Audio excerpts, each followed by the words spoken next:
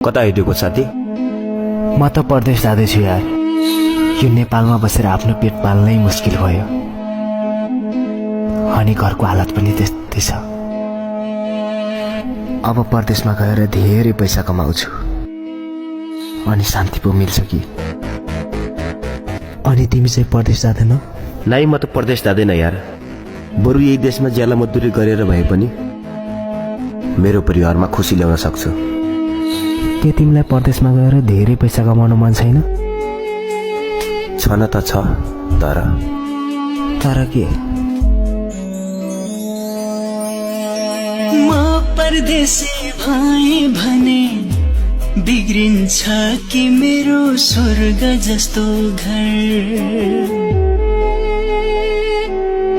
म परदेशी भए भने बिग्रिन्छ कि मेरो